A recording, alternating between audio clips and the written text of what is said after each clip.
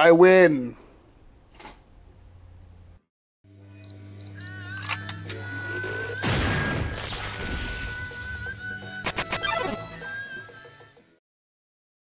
So this is either gonna be super freaking cool or super lame. You've already seen what it is from the thumbnail, but that's after I'm done with everything. Right now, I have almost no idea if what I even ordered is in this box, but this should be something really interesting, and I wanted to get my initial reactions of this on camera because I'm super excited. I've been waiting for this impatiently, and now it's finally here, and now I get to be either super excited or super disappointed. So without further ado, let's open a box.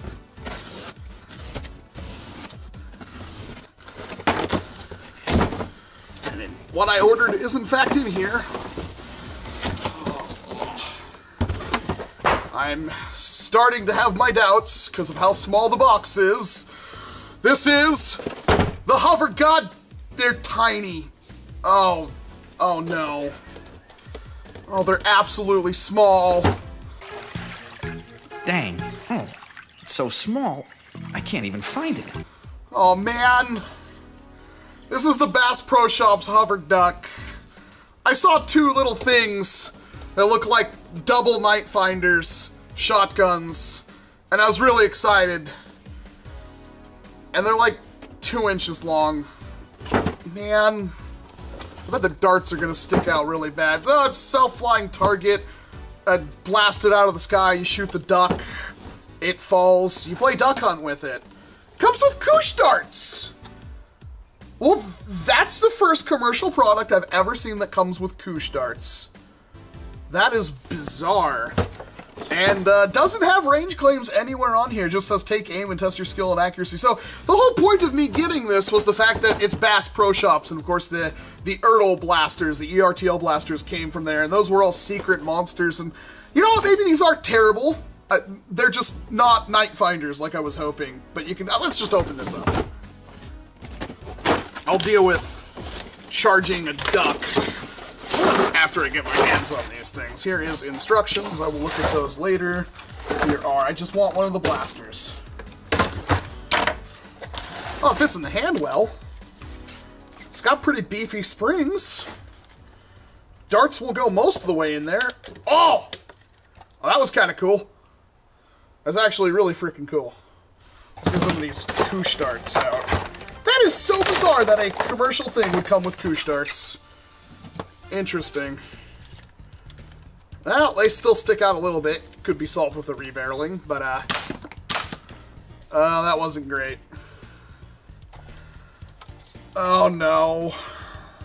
I'm starting to have some remorse for this one. Oh man. Oh man.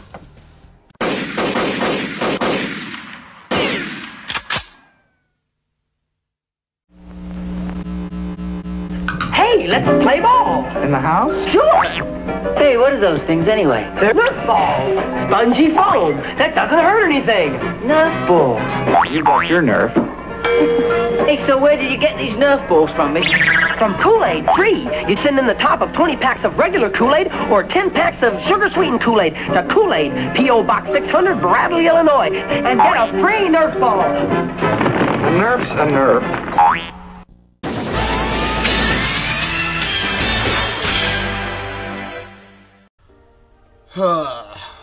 Well, some time has passed.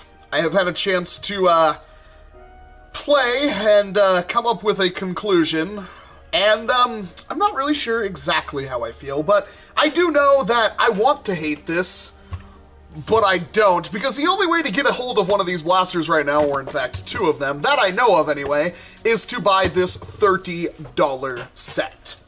And the blasters are about half the size I thought they were, which is a little disappointing. Now, the entire point of this is, of course, that it's a fun game for kids, because you have the duck, and you get to play duck hunt with some kind of analog Nerf blaster. And, you know, it's not that bad. This thing apparently has sensors in it, or at least one sensor that prevents it from hitting the ceiling, but every single time I've used it so far, it's just flown up and then hit the ceiling and then falls down. Yep, there it goes. Yep, just like that. Hit something on the top of my desk. Shouldn't have done that. But it does in fact work to a degree. If you do shoot the duck in the face, it does in fact stop moving, which is kind of cool, and it's a relatively beefy little copter. It's very lightweight, everything's protected, there's not really a whole lot of sharp edges on it, so I can see this being a fun little game. Blasters themselves are interesting.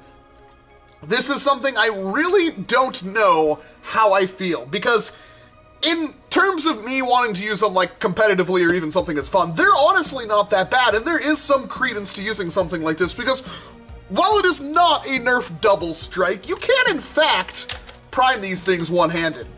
And they do in fact have a stacked trigger. It's really hard on one of these to do that stacked trigger pull, but it does in fact work. And the performance is about what you'd expect. It's a glorified jolt. Now, to get inside one of these things isn't that hard, because you only have to undo 4 screws, and it's funny because you can see the red right here, and especially where it says hover duck. Well, if you look at the screws, they're painted red, so they obviously painted the blaster after it was assembled, and the springs look to be something similar to, like, double strike springs. The catch springs are tiny, but they're really stout, and it may be possible to upgrade these to get a little bit of power out of them. They're not necessarily any bigger than something like this, and the funniest part is, while I haven't done a review on this blaster yet, and I will very soon, this little Zuru Microshot blaster hits up to 90 FPS, which is ridiculous, at least with the included X-Shot darts.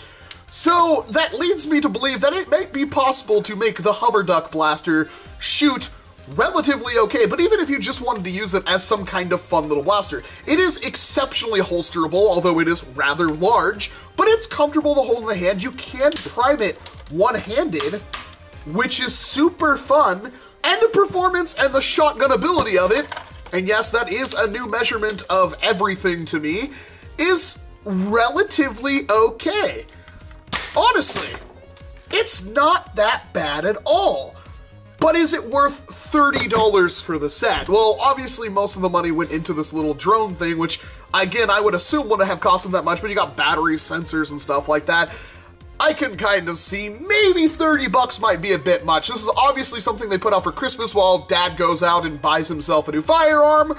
Little Billy and Susie have something to play with and shoot a duck, and they look like real shotguns, kind of, and that will really get them into the grand scheme of, like, you know, the whole family hunting thing. So, yeah, I can see that. I think 30 bucks is a bit much for this. 20, definitely a pretty safe buy, especially...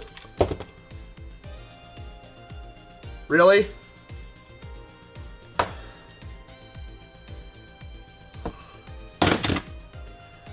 I was gonna comment on how flimsy these blasters feel.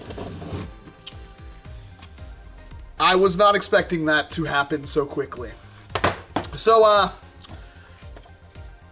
let us definitely talk about how flimsy these blasters feel. They feel really freaking cheap. In fact, I just had one have the plunger rod break. So, yeah. It's definitely a, it's definitely not anything that will probably last you a very long time. I am now a little more upset with myself because I wasn't really doing anything fancy to break that. I was honestly, the worst thing I did was prime it like that, and that one snapped. So I'm sure I can fix it, but now I'm a little discouraged. This is one of those things where I don't think I'm gonna be able to recommend it to pretty much anybody. I like it. I like this little blaster. Honestly, I love it. It fits the hand really good. It's still disappointing, but I like the idea of it, and I will, in fact, after I completely fill these things full of putty and glue and make sure they don't break again, we'll definitely use them in a war. In fact, these are a really cool little secondary, and I like the fact that I can prime it with one-handed, reload it, and fire it, and it's a shotgun.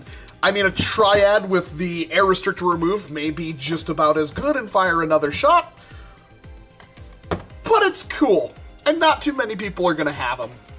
So yeah, maybe the Hover Duck isn't something you necessarily need to go out and get, but if you do get it, or you want to have it, there's certainly some fun to be had, but even if you're using them stock, I would recommend you do some reinforcements on them because they're not going to last very long, and I'm a little disappointed in that thing breaking. And, wow.